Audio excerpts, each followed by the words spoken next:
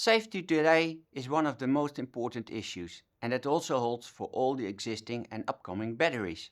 This safety becomes particularly relevant for the lithium-ion batteries, since they may cause serious problems with respect to fire and explosion. So we will mainly concentrate on this type of batteries.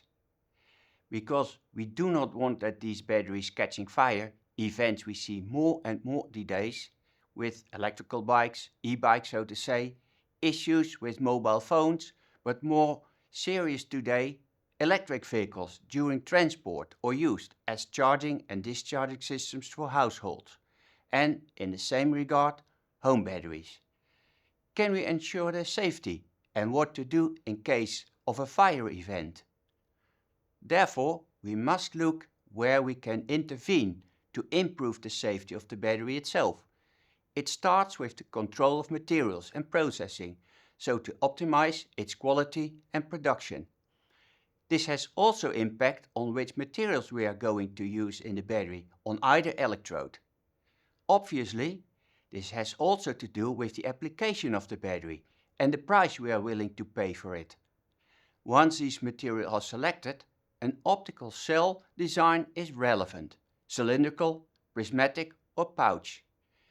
This then has influence on whether we can sufficiently introduce venting, internal sensing and or self-healing. Finally, a battery pack made from these individual cells need to be controlled properly. Hence, an electronic battery management system plays a crucial role, including adequate software. But also the housing is relevant to sustain abuse.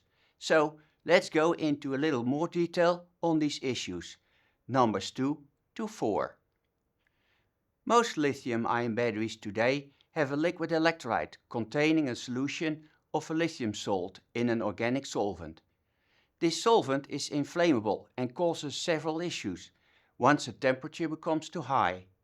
At low temperature, the conductivity becomes low and therefore the power will drastically drop. The optimal operation is between say 0 to 50 degrees C. Above that temperature, the solid electrolyte interface, the phase that stabilizes the electrode material towards the electrolyte, starts to degrade. Once this phase, the SEI, is destroyed, several parasitic reactions may occur. These unwanted reactions lead to gas formation. These gases need to be vented via an installed safety vent. But if the temperature increases so fast that the vent cannot cope with the amount of gas formed, the sealing will break. At that time, the organic electrolyte may start to burn and rupture occur, leading to further catching fire or even explosion of the cell. It seems that the current lithium iron phosphate LFP batteries are in that respect safer than those working with nickel manganese cobalt NMC electrodes. Also, the use of solid-state electrolytes will improve the safety. This, however, has not been fully implemented in the current lithium-ion batteries. Anyhow, it is important to measure the safety of batteries. There are several safety tests identified on electrical, mechanical and thermal abuse. Electrical abuse tests involve overcharge, over-discharge and short-circuit test. Mechanical abuse tests involve the famous nail penetration test, where a nail is deliberately punched through a cell to monitor the consequence. Besides, it analyzes the strength during collision, fall from a certain altitude, extended long vibration and shock tests. Thermal abuse tests involve thermal heating as well as local heating. The quality or hazard levels for these tests are given in numbers from 0 to 7. Here, 0 stands for no effect and 7 for explosion. In between, we have passive protection activated, defect or damage, leakage, venting, fire or flame, and rupture. Each of these hazard levels has their own description, which goes a little too far to mention these in detail here. Once the battery has been fabricated, it will be tested for evaluation. Information can be uploaded for artificial intelligence to improve the battery for a next generation. Of course, we would like to avoid the point where the battery becomes dangerous, such as catching fire or worse. We must understand when the battery may reach that point. The quality of the battery at a certain time, the state of health, needs to be measured and evaluated by proper diagnostics. Sensing, so to say.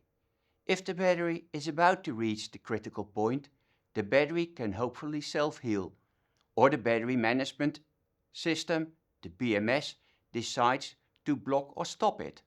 That makes the battery management system also an important tool to ensure safe operation of the battery. The battery management system controls the current, voltage, capacity and depth of charge and discharge. In many cases, this information is stored and can be used to analyze the state of health of the battery. Therefore, it could be given on whether the battery is still safe or not. Another intriguing application is to implement artificial intelligence, known as AI, into the operational software. It would continuously monitor battery health and performance and send data back for product improvement. In addition, by creating smarter batteries with built-in sensing capabilities and with self-healing functionalities, the battery management system can be aware of their state of health and even rejuvenate battery cells or modules when needed.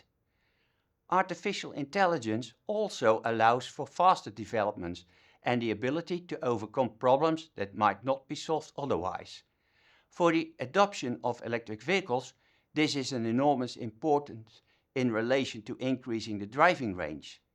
This particular case is part of another MOOC provided by the TU Delft.